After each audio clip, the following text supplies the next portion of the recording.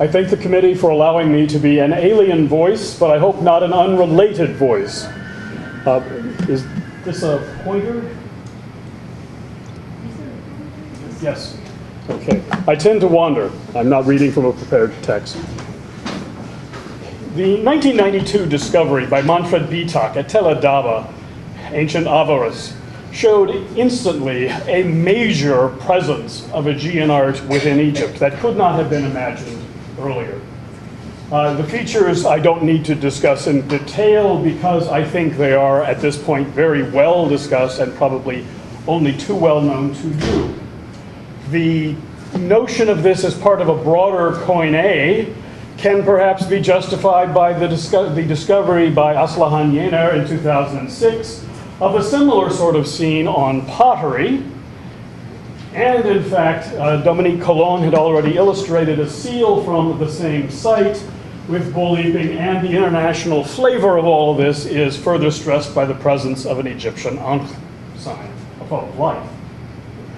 We are from the same site as well. We have a bull scene with double axe. And all of this would be fascinating if we had more in Egypt that I could talk to you about how this aspect of bull leaping thoroughly penetrated Egyptian culture. It does not.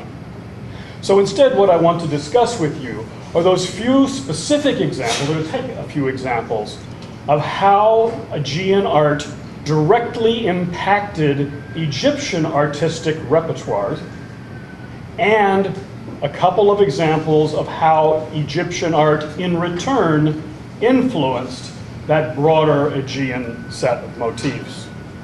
Now, to do that, I begin with the dagger of Ahmose, which has been well discussed also. I want to point out, here we can have a clearer example of it. You can see our Aegean-themed lions, more of which in just a moment, confronting a series of locusts. And already in this early example of the flying gallop with lions, there is a composition that is both Aegean and Egyptian, because the symbolism of the locust has very specific connotations. The bound prisoner motif, in which figures are bent horribly shaped with like this, trussed behind their back, corresponds to the general physical position of the locust. And in fact, in hieroglyphs, the word senhem is used not only, literally means the son of the robber, and thus is an apt description of alien, chaotic peoples, foreigners, and it is even used for cursing, etc., all things that are unclean. And it can, we can see it where the word is actually just by itself as this, or spelled out as the son of robber. But it is the features to the right, the bull, the lions, that have drawn most of the attention, and none of my Anatos has already discussed this, the lion dagger from Mycenae, and its relevance. The Tel Adaba flying gallop with lions. And this notion of a flying gallop is found in Egypt sporadically from the Old Kingdom and the Middle Kingdom. I show you a bowl from Khubin el-Hawa, tombs near Aswan, from Dynasty 6. This is the tail end of the Old Kingdom. And these invariably appear in hunting scenes, but they are not consistent. Instead, what one begins to see in the New Kingdom after the reign of Ahmose, who gives us our first clear example of this lion on his dagger, are features of the flying gallop that have been adapted for Egyptian purposes. So the Egyptian panther you see here is actually the handle of a cosmetic spoon, and we can see more examples from multiple collections. We can see the same sort of flying gallop that's been adapted for the handle of a whip for a horse, and even a toy for a dog. It is adapted in hunting scenes in Egyptian tombs throughout the New Kingdom. in ways that are purely Egyptian. We have a rather static Egyptian charioteer shooting into an intentionally jumbled scene. This is the Egyptian way of representing chaos, usually with animals or foreigners, that defies the nice logical line of the Egyptian characters. And we can see our flying gallop, bunny rabbit, and hyenas with various arrows. This is even used for royal scenes, again, the desert hunt for Tutankhamun's painted box. And perhaps the most elaborate example of this is from the tomb of Puimre, where we have a dog who is not merely doing a flying gallop, but somersaults. And all these various animals, like the rabbits. It's interesting as well that this particular tomb from the time of Thutmose III is one of the few Theban tombs that actually depicts an Aegean visitor. But there are multiple other Syrians, etc., so that this is not something that specifically indicates that this is a recognized Aegean component just because he's present, but it is curious. The second major figure that one finds adapted from Minoan art style is the griffin. You see it here again on Ahmose's axe, and even here in its first appearance in the crested griffin style. I'll show you earlier Egyptian griffins. We have many of them going all the way back to the pre-dynastic period. It has been thoroughly incorporated as an Egyptian representation because the text directly above it says that this figure is beloved of Montu, who is the Egyptian god of war, and consequently appropriate for the scene of the king defeating a prisoner here on his axe. You see the other side of the axe is fully Egyptian with its representations. So the figure of the griffin here does not call attention to itself as being something exotic for the Egyptian audience. But of course it is in this particular form. We can find a variety of, here, Tel Adava again, with a crested griffin. We even have a griffin fragment, very fragmentary, at Alalakh, so this is part again of the Koine, if you will. But Egyptian griffins had existed from the earliest times. The bottom one is pre-dynastic. These are a series from the Middle Kingdom. They show a wide variety, including domestic ones with a collar. I don't know where they kept them. But you'll notice what is missing here in these various Egyptian griffins is anything like a crest, or the wings treated as you find the wings treated in the dagger of Ahmose. This symbol, in its Aegean form, will become a basic component of the Egyptian writing system, used until the end of Egyptian culture. Not only for multiple names for the word griffin, but also for words that mean fast, speedy. It is a swift killer, and as I've mentioned in my write-up, it's the closest thing there is to the death on swift wings so-called curse for Tutankhamun. If there were one, which there is not, but had it existed, it would have had to use this word, because that is the symbol. Here it is as the word to go fast, and here you can see it written specifically with that Minoan-influenced griffin. As I said, this continues all the way to the end of Egyptian civilization. This is a Roman-era depiction of Nemesis as a Minoan in origin griffin. But by this point, the Egyptians will not have, well, even earlier, by the time of the New Kingdom, after its first adoption, the Egyptians will no longer have seen that as exotic. And what's particularly interesting is both the griffin and the lion flying gallop are adopted by the same king, Ahmose, who is the king who sacks Tel Adaba Avarus. And so perhaps we can link the adoption of these features directly to those images that are at that site, although that remains controversial. Now I'd like to introduce you to a couple of examples of Egyptian elements within Aegean art. This well-known example of papyrus would strike any Egyptologist, myself included, as not an Egyptian scene. Because Egyptian scenes treating papyrus would show what I will show you in just a moment. This is instead a hieroglyph go back one, that has been written multiple times.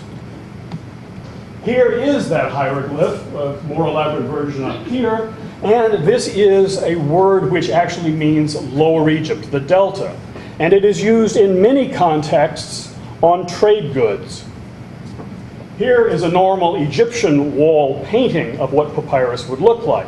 So almost certainly the artists from Thera did not go and look at Egyptian wall painting. What they did instead was look at objects which make use of those signs. This as a normal part of royal iconography, the lord of the two halves of the kingdom. Anything with a royal name will include that on it. We also have it on small portable objects like ceilings, where it means the word behind. On this little frog seal, it says, behind the goddess Mut, there is no fear. Mut is the wife of the god Ammon. And on cosmetic spoons, which can travel very easily, which show these same very stylized papyrus features, which could easily be adapted, and even on pottery. Here, next to the frog. Again, from the Middle Kingdom, a precise time in which these images could well be picked up by the broader Aegean and Levantine world. The next example I want to talk to you about are the blue monkeys. We've seen one a little while ago. The blue monkeys are interesting because in the Parada Festschrift, Machtel Melling expressed the idea that in Aegean and Anatolian art, there is a very great difference in what monkeys can do than what they do in Egypt. And she thinks this is a new development passed through Anatolia into the Aegean. For her, the Aegean and Anatolian monkeys can be shown in adoration. They can hold pots, they can play music, they can directly confront sacred architecture. What I'd like to show you very quickly is all of that exists in Egypt from earliest times to latest times. Here are the Achemhuyuk monkeys that Melling thought were unique for this period, holding pots. But in fact, monkey pots are attested from Dynasty 5 on to the end of Egyptian culture. Here are a whole series of them in multiple forms. These are typically made of blue and hydrite, more of which in a moment. Monkeys at all periods in Egyptian art and symbolism and texts are shown in adoration. Monkeys are said to, baboons especially, but any monkey is said to chatter to mark the rise of the sun and thereby pray to it.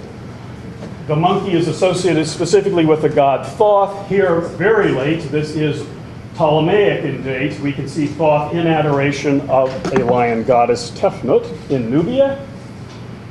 In the Middle Kingdom, a New Kingdom, we have monkeys associated with temple architecture, like columns, exactly like what you have in wall painting.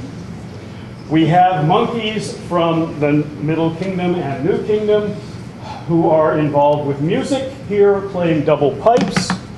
And this is particularly related to images of fertility, because we see a monkey playing a double pipe on the Turin erotic papyrus.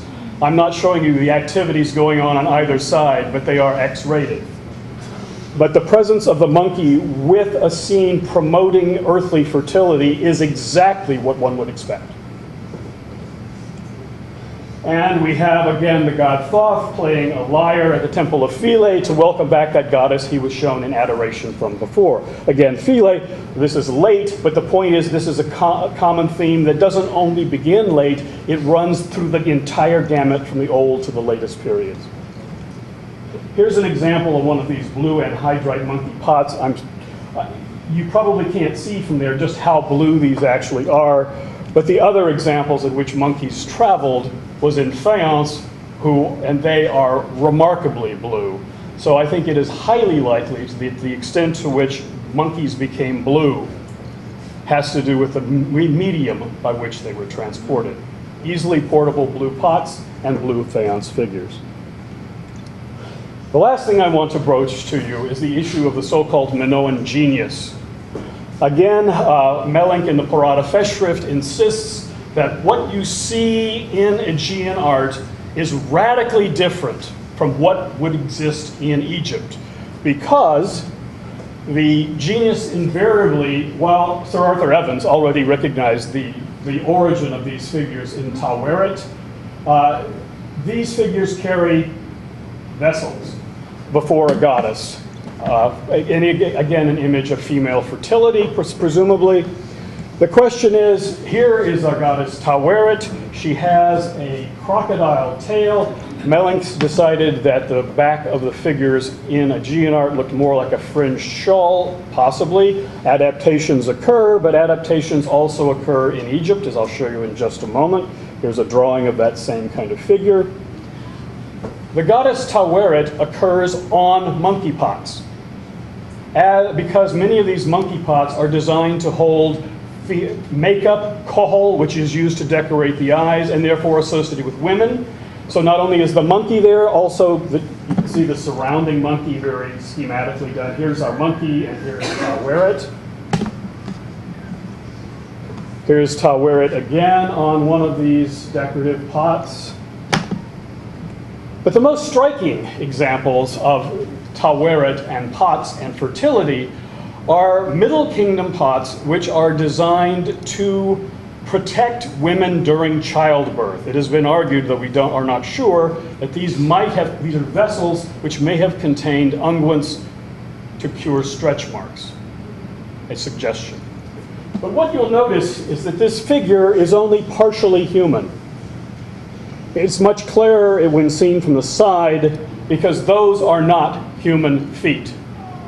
She is holding the hieroglyph for protection directly in front of her womb, the exact figure that the goddess Taweret holds, and these are Taweret's feet.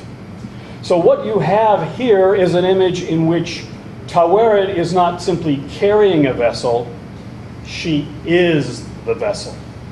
So the notion of Taweret and vessel is something that continues again throughout Egyptian history. It's not necessarily a new invention. The backside of these often have rippled hair, which approximates in human scale a crocodile tail. So already within the Egyptian vessels, there is some adaptation to join human and hippopotamus characteristics through a long mane. And so I can easily imagine that Aegean artists might make a similar or different interpretation. But this same notion of Taweret as a goddess who pertains to female fertility continues all the way into the latest periods. This is from around 700 BC. Dynasty 25, it is one of many that we have of the goddess Taweret as a vessel who pours fluid directly out of her breasts. So the association of this goddess with another goddess as the protection of childbirth and birth in general is absolutely established. Thank you very much.